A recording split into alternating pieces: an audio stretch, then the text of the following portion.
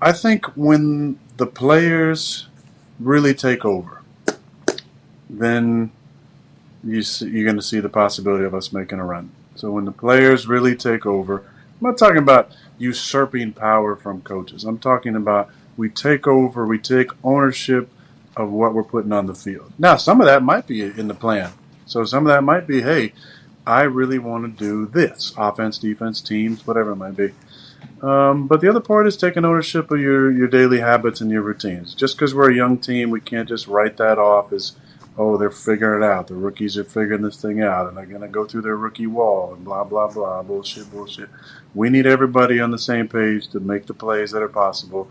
But we need them Monday to Saturday to put in the time to be ready to play Sunday, because there's too many times in a game where there's simple things that just are not being accomplished.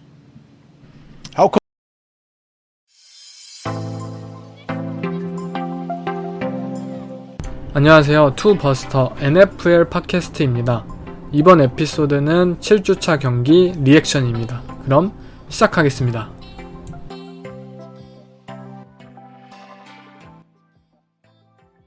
Look at Don Shula. He looks like a mafia Don. George Hallis is smiling like he just met his grandkid for the first time. And Don Shula looks like Belichick looks like he's getting indicted. There you go. 패트릭 마홈스, 이 쿼터백이 왜 역대 최고의 선수로서의 가능성에 도전을 하고 있는지를 증명했던 경기였습니다. 캔자스시티 칩스와 샌프란시스코 나이너스의 경기는 44대 23으로 2배 점수 차가 날 정도로 칩스의 완승으로 경기가 마무리가 되었는데요. 패트릭 마홈스의 MVP 퍼포먼스가 나왔던 경기였고, 또 칩스의 오펜스를 온전히 막을 수 없었던 나이너스의 디펜스의 모습이 펼쳐졌던 경기였습니다. 일단 캔자스시티 칩스의 44득점, 이 시즌 최다 득점 타이 기록이 이 게임이 과연 리그 최고의 디펜스를 자랑하고 있던 나이너스를 상대로 이루어질지 사실 누가 예측을 했을까요? 저 또한 어느 정도 나이너스 디펜스의 이 탤런트와 이 디펜스 스킨, 코칭 능력들을 합하면 결국 칩스를 어느 정도는 막아줄 거라고 생각을 했지만 그 예상과는 다르게 완벽히 칩스의 오펜스가 이 나이너스의 디펜스를 무너뜨리는 데 성공을 했는데요. 그 이유에 대해서 에릭 암스테드의 부상이 컸냐 이러한 얘기들도 결국에는 하나의 이유가 되겠지만, 칩스가 이 경기를 완벽하게 잡을 수 있었던 이유는 결국 서드 앤 롱 상황에서의 플레이들의 연속이었어요. 서드 앤 20 상황에서의 이 맥키넌의 이 제릭 맥키넌 러닝백의 스크린 컨버전, 그리고 서드 앤 11 상황에서의 MVS의 롱밤, 그리고 세컨 앤 20, 그리고 서드 앤 6로 이어지는 드라이브에서 주주 스미스의 롱밤까지, 이 캔자스시티 칩스는 모든 중요한 서드다운 상황에서의 컨버전을 성공을 했고, 그 컨버전에서도 슈퍼플레이들을 계속해서 연이어 만들어내면서 샌프란시스코 나이너스는 오히려 반대로 디펜스가 이 중요한 순간에 단 한 번도 스탑을 해내지 못하는 그러한 차이가 벌어지면서 결국 승기가 결정되었습니다. 이 샌프란시스코 나이너스는 저번주 버팔로 빌스가 보여주었던 것처럼 3맨 러쉬, 그리고 한 명의 프런트 세븐 플레이어를 스파이로, 패트릭 마홈스를 스파이를 시키면서 저번주 빌스의 디펜스 커버리지 전략을 따라하긴 했어요. 그런데 캔자스시티 칩스는 이것을 바로 보고 곧바로 MT 포메이션을 펼치면서 스크린 플레이를 보여주면서 제릭 맥키넌의 서드 앤 리시브를 갱신하는 데 성공을 했어요. 즉, 캔자스시티 칩스는 준비되어 있었다는 뜻이에요. 샌프란시스코 나이너스가 어떠한 플레이를 펼칠지 준비를 해왔고, 그것에 대해서 우리가 너네가 이러한 식으로 플레이를 할 거면 우리는 이러한 식으로 맞받아칠 거다, 카운터를 확실하게 준비를 해왔다는 뜻이에요. 결국 단순히 커버리지 전략뿐만 아니라 지금 샌프란시스코 나이너스 디펜스에 있어서 가장 중요한 디펜스의 피스, 그것은 바로 닉 보사예요. 닉 보사는 현재 강력한 디포이 후보 중 한 명으로서 나이너스 디펜스의 최고의 선수예요. 근데 결국 상대 디펜스의 최고의 선수, 우리 팀의 오펜스를 저지할 수 있는, 무력화할 수 있는 선수를 우리가 잘 대비를 한다면 캔자스 시티 칩스의 오펜스는 더욱더 많은 전진을 하고 성공을 거둘 수 있기 때문에 칩스는 이 닉 보사라는 선수를 무력화하기 위해서 많은 준비를 해왔어요. 그 플랜은 단순히 뭐 치핑을 한다든지 또는 더블팀을 한다든지 또는 뭐 컷볼락을 한다든지 또는 제스윕을 통해서 뭐 닉 보사에게 혼란을 준다든지 등 이 닉 보사라는 패스러셔를 무력화하기 위한 모든 방법을 선보였고, 닉 보사는 물론 그럼에도 불구하고 뭐 색을 기록하긴 했지만 경기 전체적인 지속적인 그런 압도적인 경기력을 보여주지 못했어요. 보사는 이제 인터뷰를 통해서, 경기 후에 인터뷰를 통해서 이 캔자스 시티 칩스 오펜스의 전략 때문에 자기는 굉장히 지쳤고 정신적으로 무너졌다고 인터뷰를 했어요. 그만큼 캔자스 시티 칩스의 오펜스, 앤디 리드 감독이 이 나이너스 디펜스를 상대로 얼마나 본인들이 잘 준비를 해왔는지를 느낄 수 있었던 경기예요. 사실 모든 이러한 창과 방패의 대결, 모든 디펜스를 뚫어낼 수 있는 오펜스와 모든 오펜스를 막을 수 있는 이러한 디펜스의 대결에서 창과 방패의 대결은 사실 뭐 창이 우세한다든지 방패가 우세한다든지 그러한 의미가 없어요. 그냥 결국 얼마나 더 준비되어 있는 팀이냐에 따라서 그 경기가 저는 행방이 갈린다고 생각을 하는데, 이 경기는 확실하게 캔자스 시티 칩스의 오펜스가 나이너스의 디펜스보다 더욱더 준비되어 있는 모습이었고, 이러한 모습을 통해서 결국 앤디 리드 감독의 이러한 플레이 콜링 그리고 코칭 능력, 이 한 주를 나이너스 디펜스라는 상대를 가지고 한 주를 어떻게 준비해왔느냐를 깨달으면서 이 명감독의 품격을 다시 한번 느낄 수 있었던 경기라고 개인적으로 생각이 들었어요. 또한 뭐 칩스의 오펜시브 라인도 좋은 경기를 펼쳤고, 패트릭 마홈스도 뭐 단순히 뭐 매지션 플레이 그런 것들을 떠나서 이번 경기에서는 포켓 패서로서의 그런 퍼포먼스를 통해서 MVP급의 경기력을 보여주기도 하였고요. 나이너스 입장에서는 뭐 닉 보사가 있긴 했지만 결국 전체적으로 캔자스 시티 칩스의 이 오펜시브 라인에 대해서 전체적인 프레셔를 주지 못했고, 뭐 좋은 세컨더리가 있긴 하였고, 뭐 후판가가 또 좋은 플레이 메이킹을 보여주긴 했지만 꾸준한 그러한 퍼포먼스를 펼치기엔 역부족이었고, 그렇게 잘 준비된 칩스의 오펜스에 밀릴 수밖에 없었던 경기였습니다.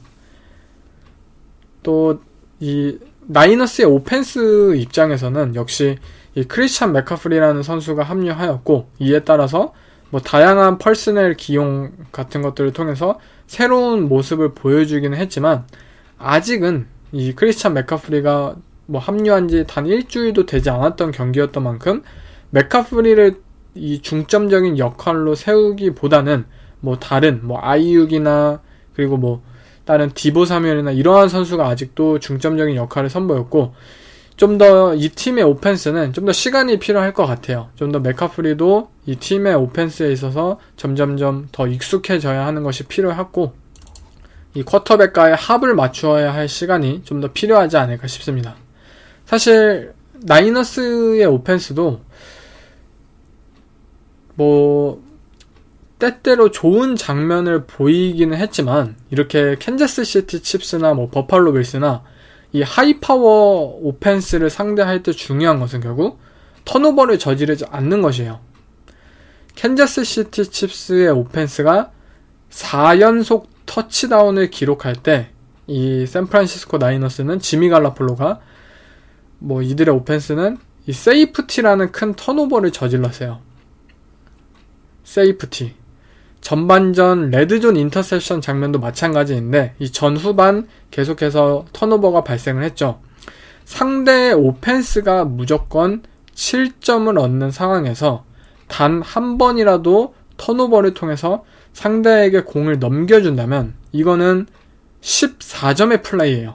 상대가 무조건 7점 얻고 우리가 7점을 얻지 못하는 건 14점의 플레이라고 생각을 하시면 돼요. 결국 나이너스는 한 번의 그 실수들이 계속해서 14점의 플레이로 연결로 됐고, 결국 게임이 뭐 종료된 후에는 뭐 전체적인 스코어 차이가 21점 차이로 많이 벌어진 것은 이들의 나이너스가 가장 중요한 드라이브 상황마다 턴오버를 저질렀기 때문에, 이 벌어진 점수 차를 이후로 극복하지 못하였기 때문에 라고 개인적으로 생각이 들었고, 이 버팔로 빌스와 캔자스 시티 칩스 그리고 필라델피아 이글스까지 이 세 팀이 보여주는 현재의 풋볼은 리그의 다른 29개의 모든 팀들과의 급이 달라요. 뉴욕 자이언츠, 뭐 뉴욕 제츠, 뭐 미네소타 바이킹스, 뭐 신시내티 벵갈스, 뭐 그냥 모든 팀들과의 급이 다른 경기력을 보여주고 있고, 이러한 모습이 우리가 정규 시즌이 끝날 때까지 이어질 수 있을지 한번 지켜봐야겠습니다. 다음은 업셋 경기였는데요. NFC 웨스트 디비전의 선두에 오른 시애틀 시옥스와 또 LA 차저스와의 대결인데요. 시애틀 시옥스가 업셋을 일으키면서 승리를 가져오게 되었는데요. 케네스 워커, 시애틀 시옥스의 루키 런닝백은 뭐 168야드에 2개의 터치다운, 그리고 7.38야드까지 굉장한 활약을 펼쳤고, 또 지노 스미스는 또 한 번의 리그 탑 5 쿼터백의 퍼포먼스를 선보인 정말 놀라움의 연속인 경기를 보여준 시옥스인데요. 이들의 러싱 게임, 그리고 뭐 지노 스미스의 확실한 플레이메이킹 능력, 터치다운 능력까지, 또한 젊은 뭐 디펜스의 턴오버 능력까지, 이 시애틀 시옥스는 계속해서 본인들다운 풋볼을 보여주고 있고, 이를 통해서 좋은 성적을 거두고 있는데요. 정말 올 시즌 시애틀 시옥스를 바라보고 있자면 이 피트 캐롤 감독의 이 명 코칭 능력이 정말 박수를 칠만하다고 생각이 드는 시즌이에요. 물론 그동안 이 피트 캐롤 감독에 대해서 드래프트 너무 못한다, 선수를 왜 이렇게 못 키워내냐, 육성을 못하냐, 그리고 피트 캐롤 감독의 인게임 매니지먼트 능력까지 정말 답답한 부분이 많았기 때문에 최근 몇 년 동안 피트 캐롤 감독은 뭐 저도 비판을 했었고 많은 팬분들과 전문가들 사이에서 비판을 받았던 감독이에요. 그런데 오히려 러셀 윌슨이 없는 올 시즌, 첫 시즌에 드래프트도 대박을 치고 있고, 그리고 뭐 전체적인 코칭 능력도 대박을 터뜨리고 있고, 굉장히 잘 코칭된 팀이라고 여겨지고, 그리고 뭐 게임 매니지먼트 능력까지 뭐 좋은 모습을 보이면서 다시 한번 본인이 왜 명예의 전당급의 감독인, 내가 왜 피트 캐롤 감독인지를 보여주고 있는 시즌이라고 생각이 드는 그런 활약을 보여주고 있습니다. 반면 LA 차저스를 한번 보고 싶어요.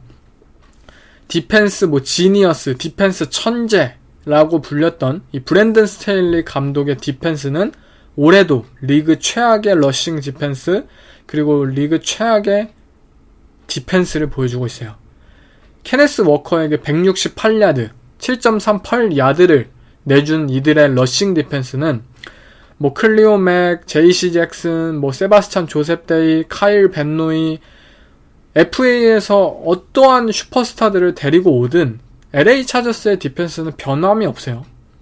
계속해서 최악이에요. 작년에도 최악, 올해도 최악.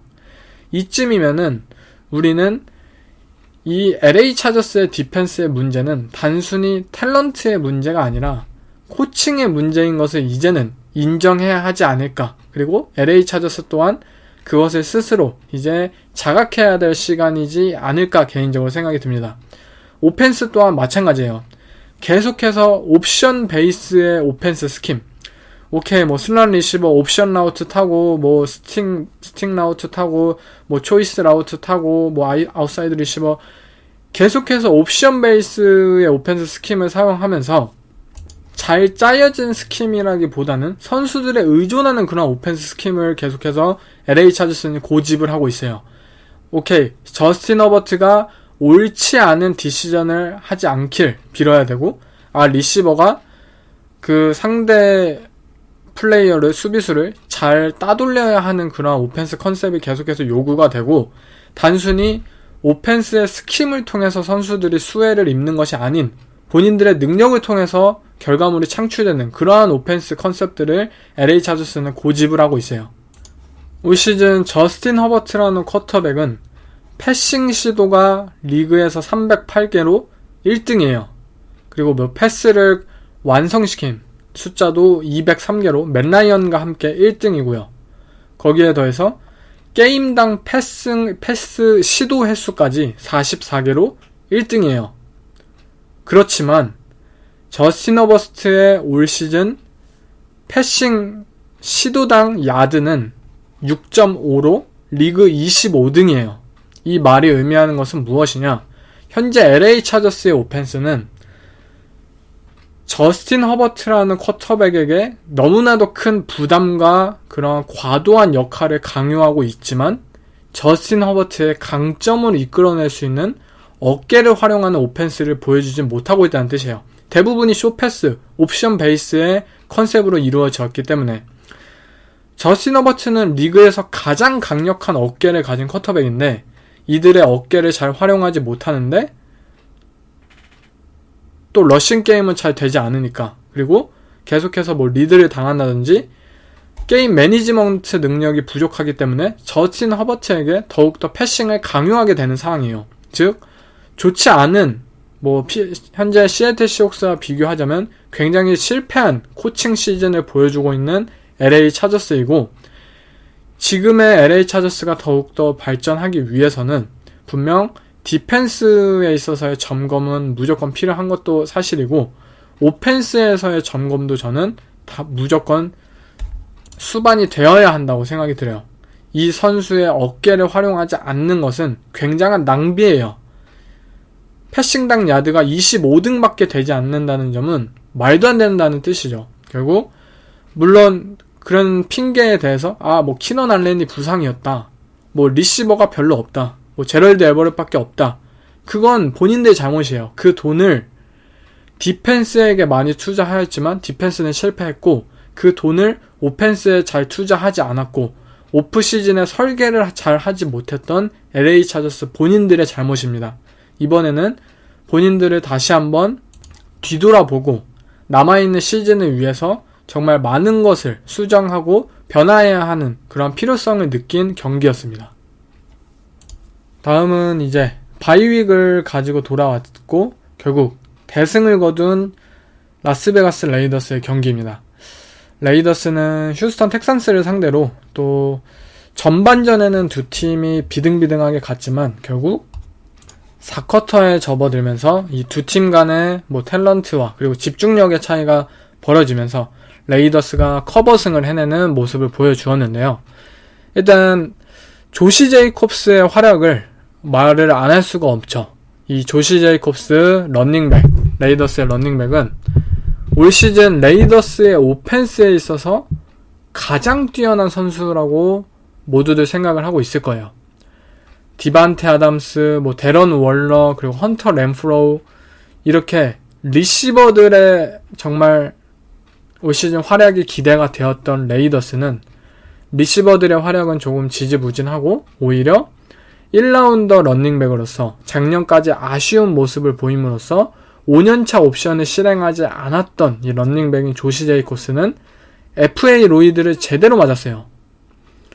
사실상 레이더스 오펜스에 있어서 올 시즌 가장 중요한 선수이자 가장 뛰어난 선수인 이 선수는 결국 후반전 레이더스가 리드를 다시 찾고 승리를 확정지을 수 있었던 것은 제이콥스의 온전한 활약 덕이었고, 지금 레이더스의 오펜스가 계속해서 활약을 거두기 위해서는 이 조시 제이콥스의 역할이 굉장히 중요하다고 얘기를 하고 싶습니다. 먼저 레이더스의 감독인 이 조시 맥다니엘 감독은 분명 아직까지는 이 패싱 게임에서의 그런 오펜스 설계 능력이 부족해요. 썰드다운 상황이나 레드존 상황이나 분명히 부족한 것은 맞지만 조시 맥다니엘 감독의 강점인 이 뉴잉글랜드 페이트리어츠 시절 그가 계속해서 매년 꾸준함을 유지했던 것은 결국 러싱 오펜스였어요. 런 게임의 설계 능력에 있어서 이 조시 맥다니엘 감독은 굉장한 능력을 가졌고 결국 라스베가스 레이더스에서도 이 본인들의 런 게임을 확실하게 뒤바꿔 놓는 데 성공을 했습니다.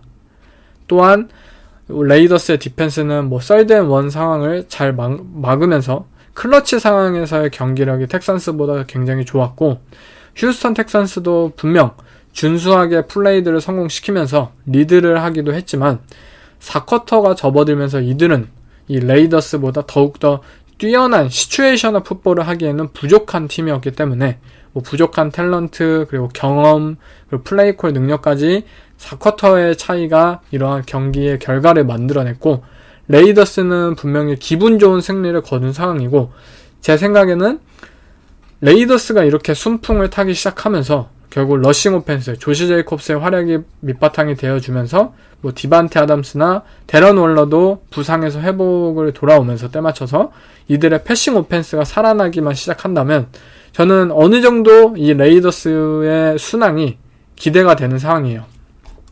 이들은 분명 본인들의 능력에 비해서 이 시즌 4주차까지 좋지 않은 결과를 거머쥔 것도 사실이고, 이제 본인들의 능력을 앞세우면서 더 좋은 성적을 거둘 때가 되지 않았나 싶습니다. 다음은 이제 4연승을 거두고 있는 5승 2패의 팀이 된 바로 JETS 뉴욕 제츠입니다.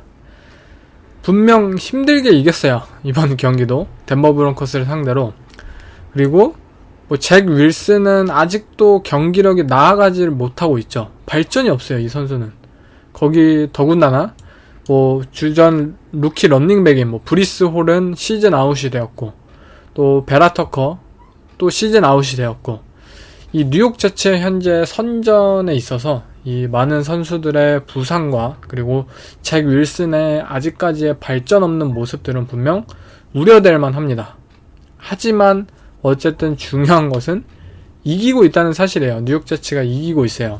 좋은 경기력을 보이든 나쁜 경기력을 보이든 이 제츠의 젊은 선수들은 계속된 이 승리 속에서 경험치를 쌓고 있다는 사실이 굉장히 긍정적이고요. 뭐 다시 한번 생각해봐도 이 뉴욕 제츠라는 팀이 5승 2패, 현재 이들의 승률이 AFC의 탑 3 팀이라는 게 믿기지가 않는 사실입니다. 하지만 제 생각에는 뭐 제임스 로빈슨을 뭐 트레이드 해왔든 어쨌든 이들의 주축 선수들의, 이 젊은 선수들의 부상 때문에 어느 정도 이들의 선전 분위기가 좀 멈춰질 때가 되지 않았나 개인적으로 생각이 들어요. 반면 덴버 브론커스는 2승 5패를 기록하였죠. 러셀 윌슨이 문제였었나 싶었던 이들의 오펜스는 백업 쿼터백인 브렛 리핀이 뛰어도 문제였었고, 그냥 뭐 쿼터백이 누구든 그냥 오펜스가 총체적으로 문제다라는 것을 느낄 수 있었던 경기였고요. 이들은 오히려 이번 트레이드 시장에서의 파이어 세일 팀이 될 수 있는 지금 분위기를 보여주고 있고요.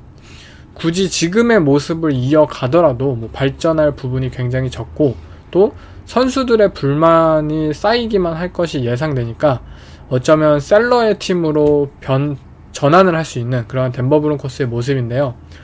제 생각에도 이 적절한 대가만 받을 수 있으면 선수들을 풀어주고 다시 한번 뭐 내년 시즌 본인들의 팀을 어떻게 재건해 나가야 될지를 생각해야 될 시간이 맞지 않나 생각이 드네요. 다음은 뭐 클리브랜드 브라운스입니다. 뭐 볼티모어 레이븐스도 좋은 경기력을 사실 보인 것은 아니에요. 뭐 경기를 어느 정도 주도하긴 했지만 좋지 않은 4쿼터의 집중력을 선보였었고, 뭐 드샨 잭슨이 언제 뛸지 그리고 이 오펜스의 긍정적인 영향을 얼마나 불러올지는 모르지만 이 팀에 바라봤을 때 플레이메이커가 분명히 부족하다라는 느낌을 계속해서 받을 수밖에 없고, 이 라마 잭슨이라는 선수가 아닌 다른 오펜스 플레이어의 활약이 절실한 레이븐스의 팀입니다. 반면 클리브랜드 브라운스는 뭐 썰드다운 상황 11번의 시도 중에 단 2번만에 성공을 시켰고, 지금 클리브랜드 브라운스라는 팀은 결국 이 색을 당했을 때 롱다운을 컨버전할 방도가 없어요. 이들의 패싱 오펜스, 뭐 자코비 브리셋의 뭐 패서 레이팅이나 이런 겉으로 드러나는 스탯들이 그렇게 나쁘지 않고 효과적으로 보일 수 있는 이유는 결국 플레이 액션이에요. 이들의 러싱 게임이 너무나도 강력하기 때문에 이를 바탕으로 된 플레이 액션 게임에 상대 디펜스가 번번이 속을 수밖에 없습니다. 그런데 이 색을 당하거나 뭐 페널티를 저짐으로써 이 롱 상황이 돼버린다면 샷건 드랍백 패션 게임이 강요가 되고 디펜스는 더 이상 속을 요소가 없고 자코비 브리셋에 결국 포커싱이 맞춰진다면 브라운스는 이를 극복해낼 수 있는 오펜스의 그런 힘이 아직까지는 없습니다. 뭐 디션 왓슨이 돌아온다면 생길지 모르겠지만 결국 색이나 이러한 페널티들을 극복하지 못한 클리브랜드 브라운스는 번번이 아쉬운 드라이브를 이어갈 수밖에 없었어요. 결국 브라운스라는 팀이 계속해서 승리를 거두기 위해서는 이들의 러싱 게임을 바탕으로 선취점을 거두고 그러면 좋은 게임 매니지먼트들을 비롯해서 자코비 브리셋은 뭐 플레이 액션 게임이나 간간히 뭐 보여줄 수 있는 그러한 뭐 아마리 쿠퍼나 이러한 플레이메이커들을 활용한 패싱 컴플리션 뭐 그러한 상황까지 이런 것들이 잘 뒷받침되어 주어야 하지만 이렇게 리드를 당하거나 또는 세그나 이러한 페널티를 저짐으로써 롱 상황이 자꾸 벌어진다면 결국 클리브랜드 브라운스는 이를 극복해낼 수 있는 능력이 아직까지는 없기 때문에 이러한 결과물을 저번 경기 접하게 되지 않았나 싶어서요. 다음 경기도 업셋 경기였죠. 굉장히 충격적인 경기였는데 바로 템파베이 벅스와 캐롤라이나 팬터스 간의 대결입니다. 이 경기는 벅스가 단 3점에 그치면서 팬터스는 21득점을 거두면서 3대 21이라는 굉장히 충격적인 패배를 당했는데요. 일단 템파베이 벅스가 왜 졌냐 그 이유를 가장 잘 설명해주는 수치는 썰드다운 컨버전 12번의 시도 중 2번 성공, 폴스다운 컨버전 3번의 시도 중 1번 성공, 템파베이 오펜스의 현실을 보여주는 지표라고 생각이 돼요. 썰드다운을 컨버전 할 수 없는 오펜스예요. 지금 이 레오나드 포르넷이라는 런닝백은 올 시즌 13번의 숏야드 상황, 즉 1, 2나 2야드 남은 상황에서 13번의 숏야드 상황에서 5번만 컨버전을 성공을 했고 이 퍼센티지 38.5%는 리그에서 두 번째로 꼴찌인 퍼센티지입니다.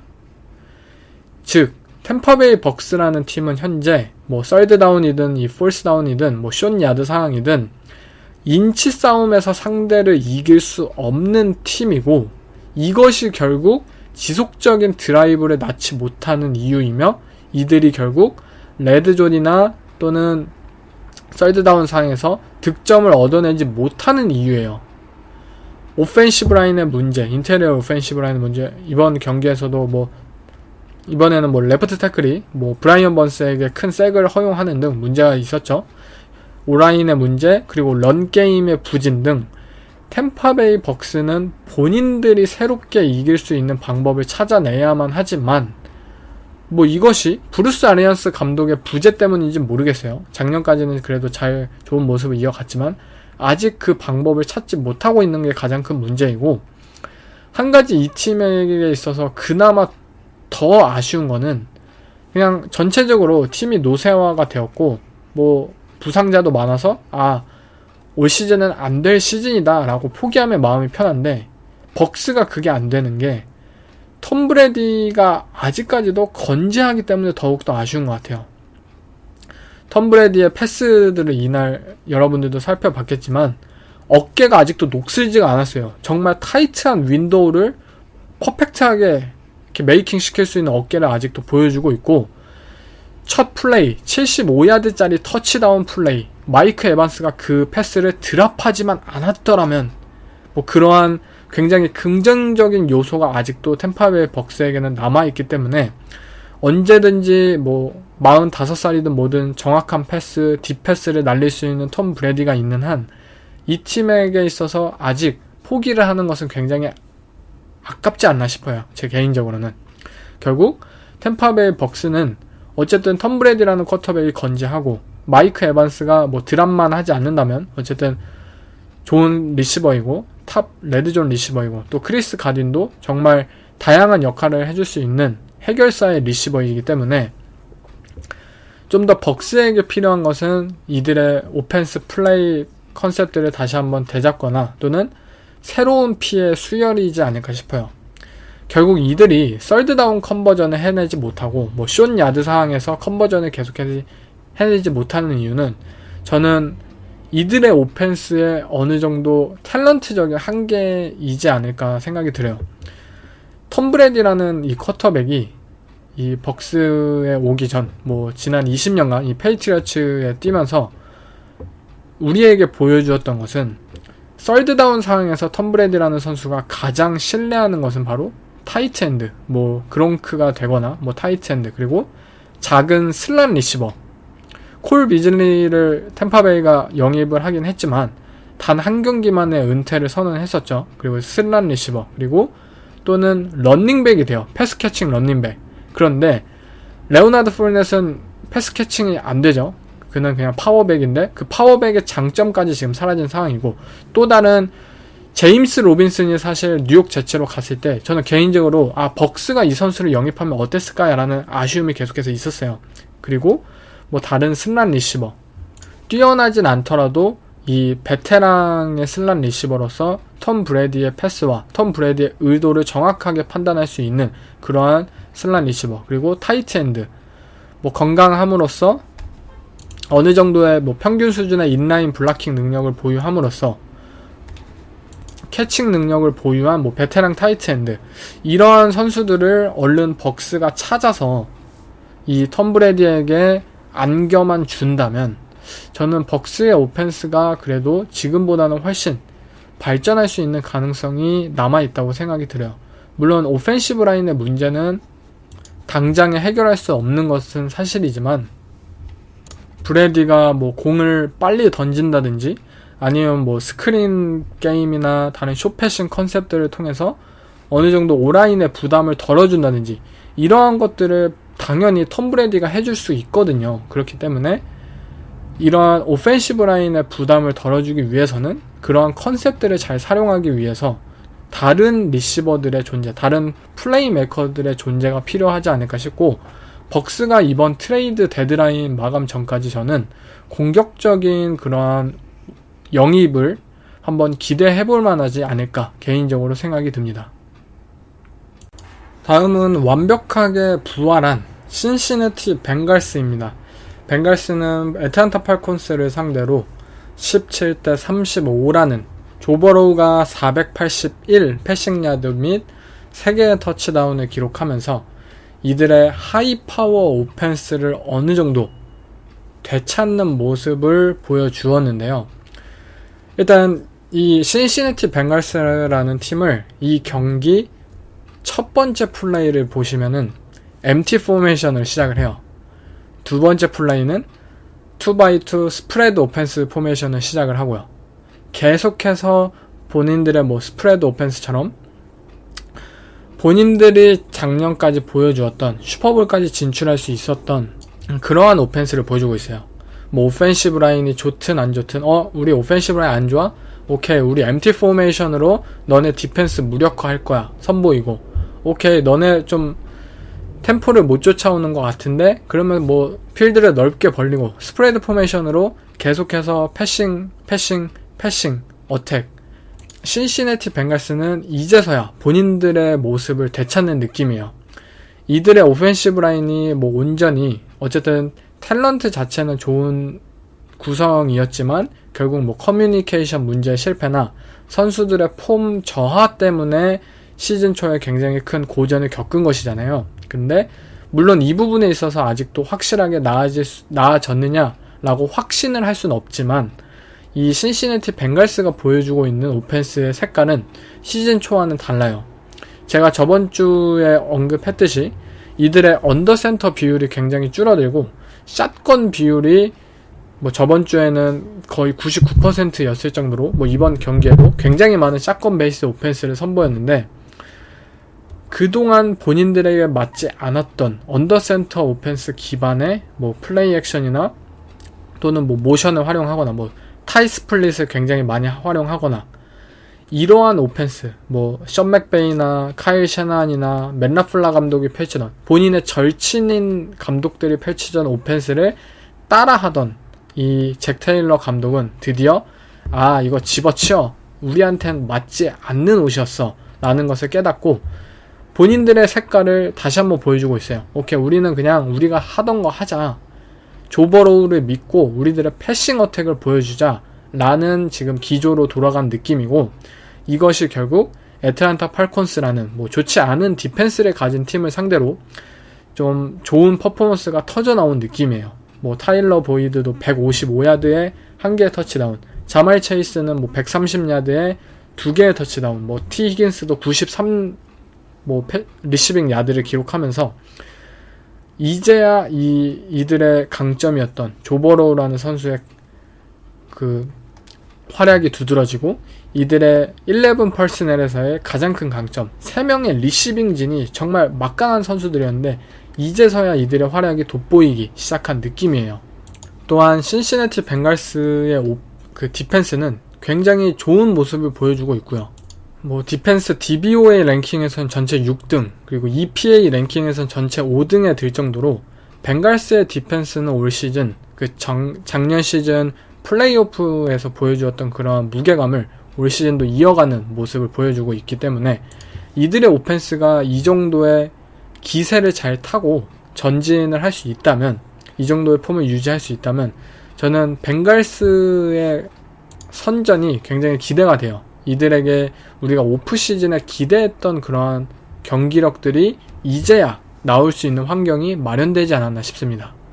반면 팔콘스는 뭐 본인들의 그런 러싱 어택을 계속해서 선보이려고 했지만 결국 이러한 경기에서 하이파워 오펜스를 상대로 결국 패싱 없이는 이 점수차를 따라잡기는 굉장히 힘들다는 사실을 모두가 알고 있잖아요.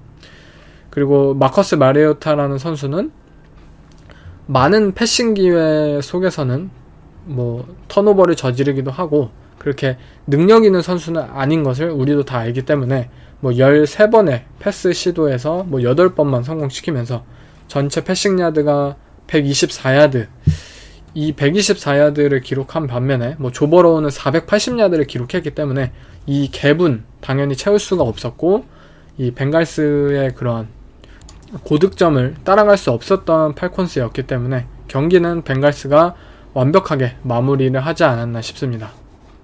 다음은 뭐 댈러스 카우보이스가 뭐 닥 프레스캇의 첫 경기에서 완전 디트로이트 라이온스를 무너뜨렸죠. 사실 디트로이트 라이온스도 뭐 기회가 있긴 했지만 번번이 벌어지는 뭐 턴오버, 디트로이트 라이온스는 이제 후반전 시작을 인터셉션, 펀트, 펌블, 인터셉션, 펌블 무려 6번의 드라이브에서 5번이 턴오버였어요. 한 번만 펀트를 차고. 이 정도면 당연히 이길 수가 없죠. 사실 댈러스 카우보이스도 후반전에 뭐 전반전은 6대3으로 굉장히 아쉬운 그런 전반전을 마감하긴 했지만 디트로이트 라이온스가 이 정도로 자멸을 해버리면 당연히 이길 수밖에 없죠. 그리고 뭐 댈러스 카우보이스는 이 경기에서 역시 이 마이카 팔슨스라는 이 슈퍼스타의 활약이 돋보였던 경기였고요. 뭐 프레스캇의 경기력에 대해서는 확실하게 눈에 띄는 점은 없긴 했지만 그냥 무난하게 잘 플레이를 했던 것 같아요. 현재 댈러스 카우보이스라는 팀의 모토 자체가 뭐 한 쿼터백의 캐리에 의한 승리를 추구하는 것이 아닌 팀 전체적인 승리를 추구하는 것이기 때문에 프레스캇도 복귀 첫 경기에 이렇게 무리하지 않게 적절하게 뭐 패스의 성공률에 의존한 그런 공을 운반하는 타입의 오펜스를 선보였고, 결국 이러한 점을 통해서 뭐 좋은 패스 컴플리션도 기록을 하였고 다음이 좀 더 기대되는 경기력을 펼쳐주지 않았나 싶어요. 반면 라이온스는 어쨌든 이들이 바이윅을 가지고 돌아온 첫 경기인데 이렇게 형편없는 후반전을 보여준다면 이 팀은 정말 우리가 시즌 초에 이 팀이 뭐 리그 최고의 득점을 기록하는 팀 중에 하나여서 굉장히 많은 기대를 했었지만 뭐 이들의 러싱 게임, 이들의 강력한 오펜시브 라인, 그런데 결국에 이 정도의 퍼포먼스를 보인다면 코칭 능력의 부족, 뭐 디테일함의 부족, 이러한 부분이 지적할 수밖에 없을 것 같아요. 저는 후반전에 6번의 드라이브 중에 5번이 턴오버로 끝나는 거는 제가 봤을 때는 거의 최초가 아닐까 싶을 정도로 정말 엉망인 모습을 보여주었던 디트로이트 라이온스였고, 댄 캠벨 감독이, 제가 저번에도 얘기를 했지만 댄 캠벨 감독이 분명 보여주는 면에서는 훌륭한 감독이에요. 뭐 하드넉스를 보신 분들은 다 팬이 될 정도로 정말 남자답고 선수들을 위한 그러한 감독인 것은 맞지만, 이제 풋볼이라는 것은 결국 실적이 나와야 하는 그런 비즈니스잖아요. 그러한 측면에서는 이 댄 캠벨 감독은 분명 부족한 자질을 가진 것이 아닐까, 그러한 생각이 들고, 아마 디트로이트 라이언스도 본인들의 미래를 위해서 많은 고심을 해야 하는 상황이지 않을까 싶어요. 다음은 이제 또 한 번 승리를 거둔 뉴욕 자이언츠와 그리고 패배를 거둔 잭슨빌 제규어스와의 경기인데요. 뉴욕 자이언츠는 이제 6승 1패, 이제 NFC에서 필라델피아 이글스를 제외하자면 뉴욕 자이언츠만큼 압도적인 뭐 승률을 기록하고 있는 팀이 이글스나 뭐 바이킹스 말고는 없죠. 그만큼 뭐 파워 랭킹도 쭉쭉이 뭐 매주 올라가고 있고, 이제 정말 이 팀을 컨텐더로 봐야 되는 거 아니냐라는 시각까지 나오고 있는데, 저는 아직은 그래도 그 정도는 아니라고 생각이 들어요. 이 팀 뉴욕 자이언츠가 분명 확실한 승리를 거두고 있는 것은, 압도적인 승리를 거두고 있는 것은 아니고, 물론 승리를 거두고 있는 사실 자체가 굉장하지만, 그리고 그 과정도 어쨌든 굉장히 선수들의 그런 끈기와 그 집중력이 돋보이는 팀이긴 하지만, 어쨌든 어글리 윈을 계속해서 보고 있는 입장에서는 아직 뉴욕 자이언츠를 컨텐더라고 분류하기에는 멀었다고 생각이 들어요. 그래도 이 팀은 뭐 세쿠안 바클리가 이번 경기에서도 굉장한 활약을 했죠. 바로 뭐 디펜시브 태클이 바로 미스 태클을 딱 만들어낼 수 있는 장면에서 그거를 순간적으로 피하고 컷백을 해내면서 그거를 뭐 퍼스트다운을 갱신해내는 이번 경기 런은 와 진짜 미쳤다라고 감탄이 나올 정도였고, 또 데니얼 존스는 이번 경기에서도 107 러싱 야드를 기록을 했어요. 한 개의 터치다운까지 기록을 했고, 지금 이 각 팀들이 저는 이 부분에서 굉장히 혼란스러울 것 같아요. 데니얼 존스라는 쿼터백을 우리가 이 러싱 스렛으로 과연 바라봐야 할까? 진지하게 말이죠. 뭐 러셀 윌슨이나 뭐 라마 잭슨이나 또는 뭐 젤런 헐츠나 이런 일반적인 듀얼 스렛형 쿼터백이 아닌 이 데니얼 존스 같은 선수가, 이 백인 쿼터백이 런을 굉장히 잘하고 있는데, 뭔가 허접하지만 굉장히 잘하고 있는 느낌. 근데 이 선수를 온전히 놔준다면 정말 계속해서 러싱 야드를 내주고 있죠. 뭐 시카고 베어스는 2개의 러싱 터치다운을 내주기도 했고, 잭슨빌 제기어스도 100 러싱 야드와 1개의 터치다운을 지금 허용을 했어요. 즉 상대 디펜스 입장에서 진지하게 우리가 디펜스의 전략을 짤 때 있어서 데니얼 존스를 과연 이 러싱 스렛으로 봐야 할까? 아니다. 안 본다면 결국 인게임에서 뭐 다른 팀들처럼 화를 입을 수도 있어요. 데니얼 존스가 뭐 대놓고 이 존 리드 플레이 뭐 이런 것들 펼치면서 막 10야드, 20야드 전진하면 순간적으로 막 경기의 모멘텀이 자이언츠에게 넘어가기도 하거든요. 그런 모습을 이번 시즌 굉장히 많이 보았고, 결국 각 팀들은 이제 이 데니얼 존스라는 쿼터백에게 있어서 과연 이 선수를 우리가 정말 러싱에 있어서 위협적인 존재로 봐야 할까? 이 부분에 있어서 굉장히 혼란스러울 거라고 생각이 들고, 자이언츠가 이 데니얼 존스의 발을 활용한 오펜스 컨셉들을 좀 더 잘 활용하고 좀 더 적극적으로 활용한다면 앞으로 이 오펜스에 있어서 좀 더 기대할 만한 점이 많아지지 않을까 싶어요. 그런데 어쨌든 좀 더 샘플이 쌓이고 한다면 어떤 디펜스에서는 분명 데니얼 존스의 이러한 부분을 막아낼 수 있는 전략을 가져올 것도 확실한데, 그때까지 이들이 뭐 좋은 선전을 보여야 하고, 그리고 데니얼 존스가 패싱, 이 포켓 안에서도 좋은 모습을 보여야 하는 것은 당연히 필요한 사항이죠. 반면 이제 잭슨빌 제규어스 같은 경우는 이 팀은 사실 이길 수 있는 팀이에요. 매 경기를 이길 수 있는 것처럼 경기가 흘러가지만 결국 경기를 지고 있는 팀이에요. 반대로 말하자면 뭐 뉴욕 자이언츠와 반대인 팀이죠. 이 팀은 항상 뭐 4쿼터에 역전을 당한다든지, 잭슨빌 제규어스는 그런 아쉬움을 계속해서 만들어내고 있는데, 뭐 이번 경기에서는 결국 4쿼터에 폴스 앤 원에서 이 필드골을 차지 않고 뭐 고포릿을 했다가 이것이 다운으로 넘어가면서 실패하면서 결국 뉴욕 자이언츠에게 역전 터치다운의 기회를 만들어 주었는데, 이처럼 잭슨빌 제기어스, 이 덕 피더슨 감독이 계속해서 이 게임 매니지먼트 능력이 아쉬운 상황이고, 잭슨빌 제기어스 자체도 이 숏야드 상황, 그리고 이 레드존 상황에서의 퍼포먼스가 계속해서 좀 부진하는 모습을 보여주고 있기에 초반의 선전이 후반까지 이어지지 못한다고 개인적으로 생각이 듭니다. 좀 더 디테일함과 그리고 이 감독의 그런 매니지먼트 능력이 좀 더 분발이 필요할 때가 아닌가 싶어요. 물론 트레버 로렌스라는 쿼터백은 이 미들 오브 더 필드를 계속해서 매주 잘 공략을 해내고는 있지만, 결국 뭐 50야드, 60야드짜리 뭐 플레이나 터치다운이나 이러한 것들을 만들어내줄 수 있는 그런 리시빙 옵션에서의 플레이메이커가 현재 부족하다는 점, 이 부분이 굉장히 아쉽고, 이들의 오펜스가 터질랑 말랑 하는 그러한 한계를 맞이하는 이유에 이 플레이메이커의 부재가 굉장히 크지 않나 싶어요. 제 개인적으로는 잭슨빌 제기어스가 뭐 이번 오프 시즌이든 뭐 이번 트레이드 기간이든 정말 S급 리시버를 한 번쯤 데려옴으로써 트레버 로렌스에게 정말 좋은 이 포지션을, 이 플레이메이커를 짝을 지어줬으면 좋겠어요. 개인적으로 그런 바람이 있습니다. 다음은 이제 인디애나 콜츠와 테네시 타이탄스와의 대결입니다.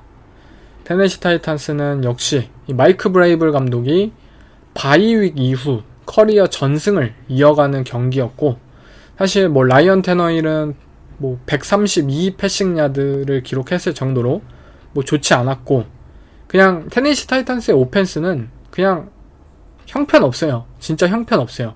그런데도 이 팀은 4승 2패예요. 인디애나 콜츠는 뭐 맨 라이언이 또 2개의 인터셉션, 뭐 3개의 색 기록을 하면서 뭐 단 10점에 그치면서 그런 아쉬운 저번 주에 활약을 이어가지 못하는 그런 아쉬움을 만들어내면서 폭탄 같은 발언이 지금 소식이 들려왔죠. 인디애나 콜츠는 부상인 맨 라이언이 이제 벤치로 밀려나고, 샘 엘링거라는 이제 백업 쿼터백이 선발로 나서고, 맨 라이언은 이제 부상 회복과 관계없이 무조건 벤치행이라는 소식이 들려왔어요. 그냥 맨 라이언이 이제 벤치로 밀려난 것이죠. 그리고 인디애나 콜츠는 시즌을 포기한 것으로 선언이 되었고요. 사실 이 맨 라이언이라는 쿼터백이 우리가 모두 기대했던 것은 결국 필립 리버스 같은 그런 불꽃 같은 마지막 시즌을 보여줘라 라는 그런 요구를 우리가 기대를 했던 것은 사실이었지만, 맨 라이언은 필립 리버스와는 다르게 굉장히 소프트하고 어깨도 굉장히 녹슨 그러한 모습을 보여주었어요. 인터셉션도 리그 1등, 뭐 색을 당한 개수도 리그 1등, 그리고 펌블 개수도 리그 1등, 모든 안 좋은 지표상에서 맨 라이언은 다 1등이에요. 그리고 제가 뭐 시즌 초에 맨 라이언의 그런 필름 경기력에 대해서도 굉장히 안 좋다고 얘기를 했었죠. 그만큼 맨 라이언이라는 쿼터백은 결국 현재 좋지 않았던 인디애나 콜츠의 오펜시브 라인 문제와 그리고 부족했던 이 리시빙 탤런트를 극복해낼 수 없는 그러한 노장의 쿼터백이었고, 인디애나 콜츠가 시즌 중반에 이러한 결정을 했다는 것은 사실 굉장히 충격적이에요. 저도 단 7주차밖에 되지 않았고, 뭐 시즌이 뭐 12주차나 13주차나 뭐 이렇게 넘어가면서 어느 정도 플레이오프의 윤곽이 확실하게 드러났을 때 이러한 결정이 이루어졌다면 이해는 하겠지만, 아직 7주차밖에 지나지 않았는데 이러한 결정을 했다는 것은 뭐 인디애나 콜츠의 내부적으로 무언가 좀 말이 나왔던 것이 아닐까 싶어요. 뭐 구단주인 짐 얼세이가 강력하게 원했던 것일 수도 있고, 아니면 맨 라이언 뭐 본인이 그런 의사를 표명했을 수도 있고요.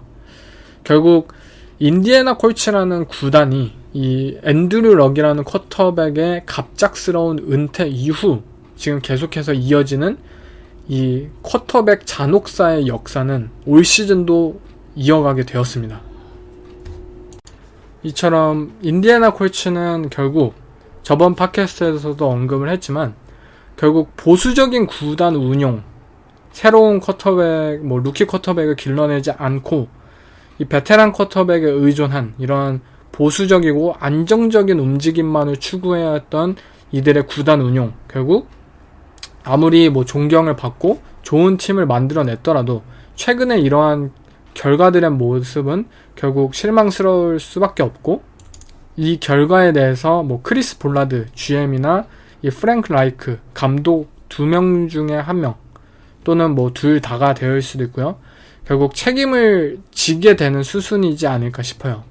인디애나 콜츠는 정말 좋은 팀이었지만 이제는 더 이상 좋은 팀이 아니라는 것을 본인들이 다시 한번 자각해야 하는 시기이고, 이들이 이제 정말 땜빵 쿼터백들이 아닌 장기적인 프랜차이즈를 이끌어낼 수 있는 미래의 쿼터백을 찾아야 하는 그러한 시기가 정말 도래했음을 알려주는 뉴스이지 않았나 싶습니다.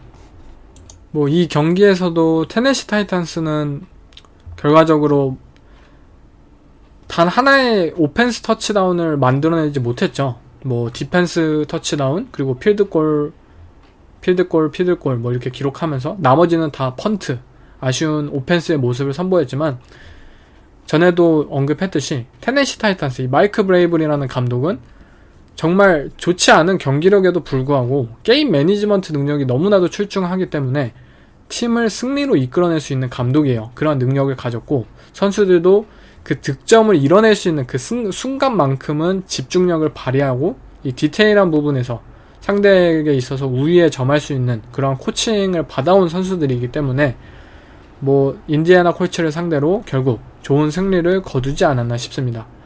결국 인디애나 콜츠가 사실상 시즌을 포기한 지금 뉴스가 나온 이후 이 AFC 사우스 디비전은 사실 승자가 과연 누가 될까 끝까지 알 수 없었을 것 같지만 테네시 타이탄스 쪽으로 좀 더 기울게 되지 않았나 싶어요.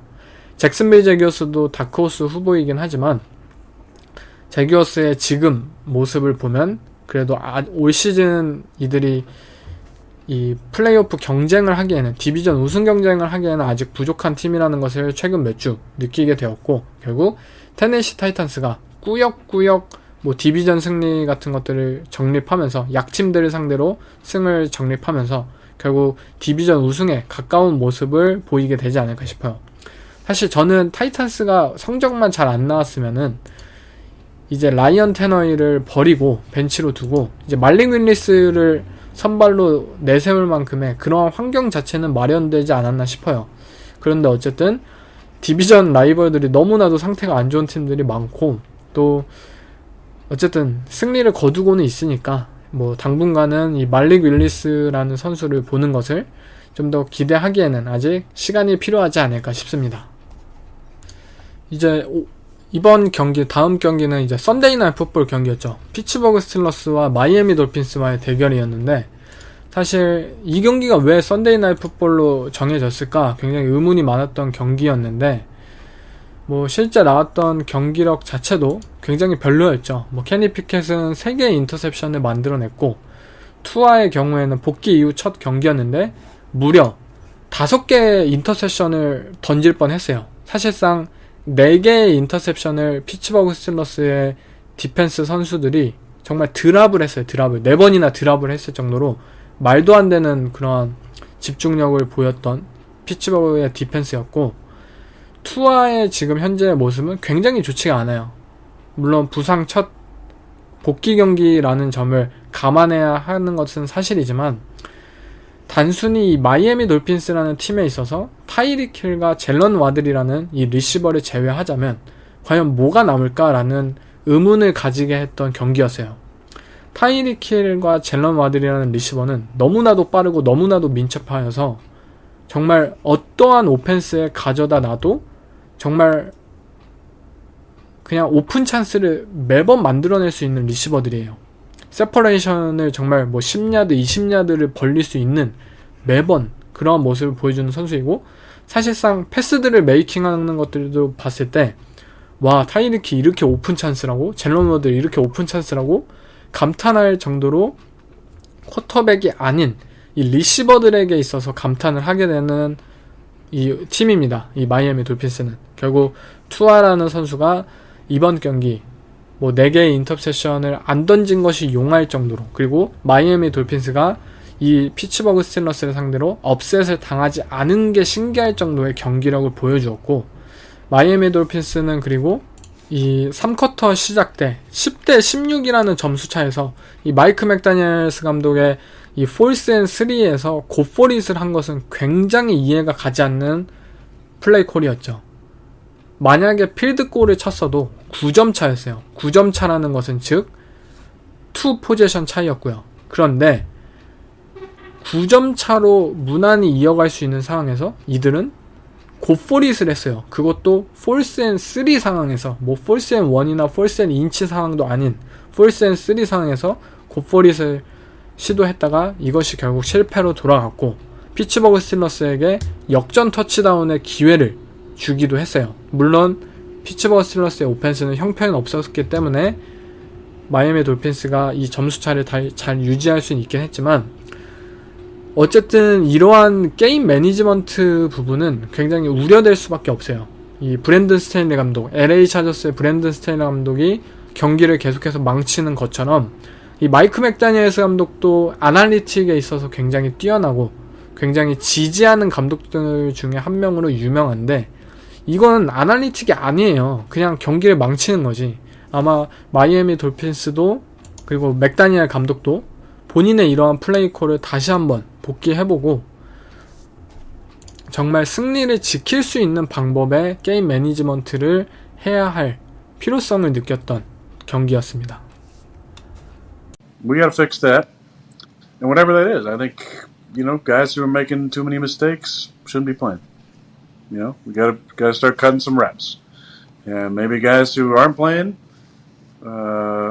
give them a chance. So we're going to see. We made some changes, last week. We moved Josh over to right tackle. We moved John to right guard. Elton to left guard. So, we're doing some things. And there'll be more opportunities for other guys, I think, moving forward too, especially with our injury situation as we look at this week and see who's healthy. 네, 이제 또 한 번의 업셋을 당한 그린베이 패커스입니다.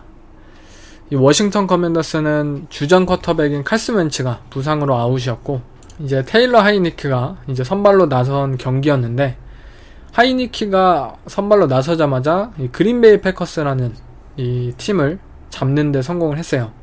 결국 그린베이 패커스는 뭐 뉴욕 자이언츠, 뉴욕 제츠, 그리고 워싱턴 커맨더스까지 본인들이 약팀이라고 생각했던 팀들과의 대결에서 지금 3연패를 당함으로써 이제 뭐 정말 문제가 도래한 것이 아니냐, 에런 로저스의 이제 뭐 경기력에 이제 끝이다, 이 선수는 이제 백투백 MVP가 더 이상 아니다, 에런 로저스 이제 늙고 더 뭐 의욕도 없고 이제 끝났다, 뭐 그린베이 패커스 뭐 디펜스는 그냥 뭐 허울만 좋은 그냥 그룹이다, 뭐 실제 실점은 너무 많이 한다, 뭐 비판이 너무나도 많아요. 그냥 온갖 종류의 비판이 너무나도 많고 그만큼 이 팀의 현재 위치를 보여주지 않나 싶어요. 지금 그린베이 패커스라는 팀들은 사실 부진의 이유, 뭐 비판을 할 때 꼽는 이유가 한 가지가 아니에요. 보통은 일정한 팀들이 실망스러운 모습을 보일 때 그 뭐 비판의 화살이 한 명에게 꽂히거나 뭐 그러잖아요.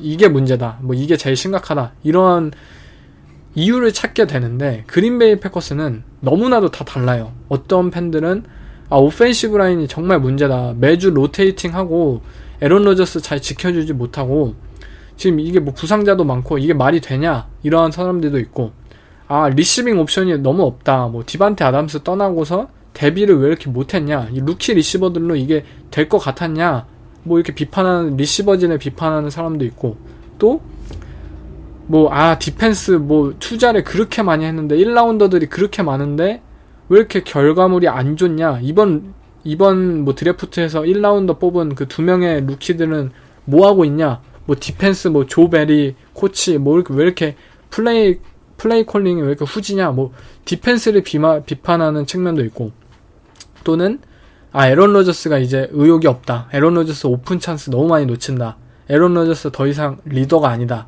뭐 이러한 에런 로저스를 비판하는 이유도 있고, 굉장히 다양한 그러한 이유가 지금 많이 나오고 있어요. 그만큼 이 그린베이 패커스라는 팀이 현재 단 하나의 문제가 아닌 종합적인 총체적인 문제를 가지고 있음을 잘 보여주고 있다고 생각이 들고, 뭐 맷라플라 감독도 문제이기도 하고요. 그런 플레이 퀄적인 부분에서 잘 나아지지 않는 것은 분명하기 때문에, 즉 결국 이 그린베이 패커스라는 팀은 현재 본인들이 올 시즌 어떠한 위치에 있는지를 먼저 한번 생각을 해야 될 것 같아요. 작년 시즌 이들은 뭐 샌프란시스코 나이너스에게 패함으로써 뭐 어느 정도의 한계를 또 한번 맞이하게 되었고, 이번 오프 시즌에는 디펜스를 강화하였지만 디반테 아담스라는 리시버를 잃게 되면서 뭐 슈퍼볼 컨텐더를 유지할 수 있느냐, 이러한 부분에 상당히 많은 의문을 받았던 것도 사실이고요. 그리고 7주차가 지난 지금 이들은 5할 승률을 기록하지 못하고 있어요. 3승 4패로서. 즉 본인들이 과연 슈퍼볼을 노릴 수 있는 컨텐더인지, 그것을 다시 한번 본인들을 되돌아봐야 하는 시기가 아닐까 싶고, 본인들이 뭐 디펜스에는 많은 투자를 했지만 분명 오펜스에서의 저조한 투자, 오펜스 뭐 오펜시브 라인을 잘 보강하지 않았던 그런 문제도 있었고, 그리고 리시빙 옵션에서 디반테 아담스라는 넘버원 리시버가 떠나면서 이 선수의 공백을 채울 수 있는 노력을 과연 해왔는가.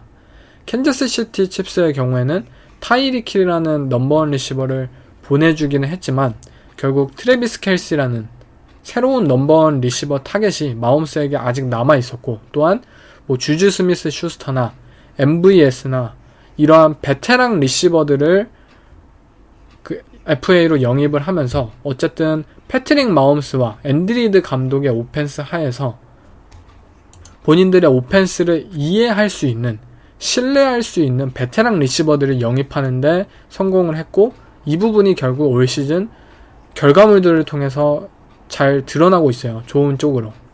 그런데 그린베이 패커스는 결국 우리는 루키 리시버를 뽑자, 우리는 이 선수들을 길러보자 라는 선택을 했지만 다 알고 있었잖아요. 사실 에런 로저스라는 쿼터백에게 있어서 루키 리시버는 어떠한 존재인지를, 베테랑 리시버는 어떠한 존재인지를, 에런 로저스나 톰 브레이드 이런 선수들은, 베테랑 쿼터백들은 결국 본인들에게 있어서 신뢰를 받기가 굉장히 힘들고, 좋은 호흡을 맞추고 뭐 좋은 커넥션을 유지하고 있던 베테랑의 리시버가 아니라면 단 1년차 만에 좋은 케미스트리를 유지할 그러니까 만들 것이라고는 아무도 예측을 하지 않았을 거예요. 굉장히 루키 선수들에게 엄한 사람이 바로 에런 로저스죠.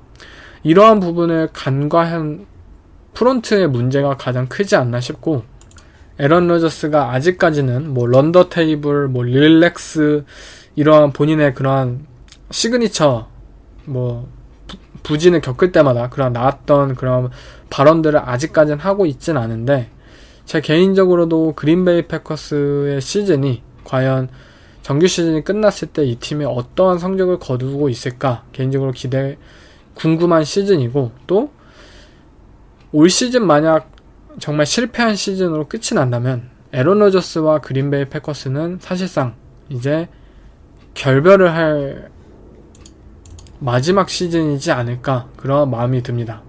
어쨌든 뭐 그린베이 패커스가 지금 부진을 겪고 있는 상황에서 결국 미네소타 바이킹스만 지금 논한 상황이죠. 뭐 시카고 베어스도 3승 4패를 기록하고 있지만 사실상 뭐 기대할 것은 거의 없고 바이킹스만 활짝 웃고 있는 그러한 상황입니다.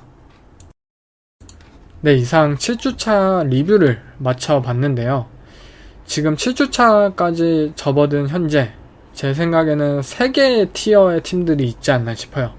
첫 번째 티어는 뭐 버팔로 빌스, 캔자스 시티 칩스, 필라델피아 이글스처럼 정말 독보적인 경기력과 그런 퍼포먼스를 매주 선보이면서 다른 모든 팀들과 구분이 되는 팀.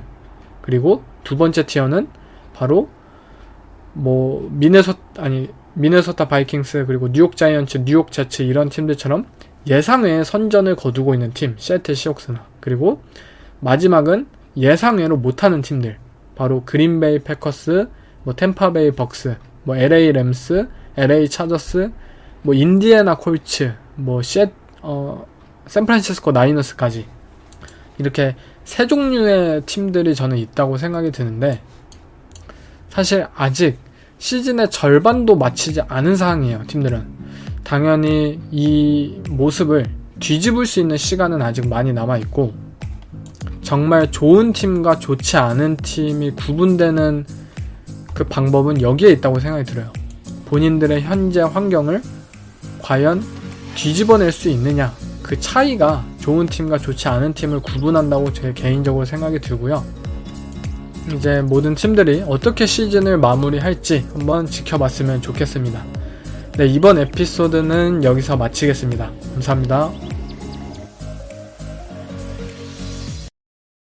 We are much more interested in playing games and winning and losing at a young age than we are in skill development.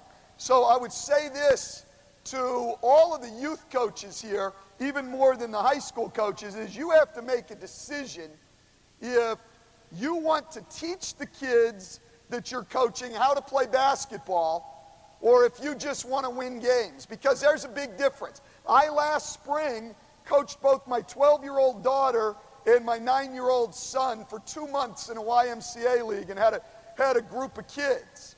And I got to see every approach, okay? And I would say to you, of the probably 18 teams that I saw just in that limited time, there were maybe 2 or 3 coaches that were really trying to teach skills, and everybody else was just trying to win a game. Leave your best players on the court as long as you can. Play zone defense, for God's sakes. It was beyond me. In a 9-year-old league, play zone defense, okay, for the entire game.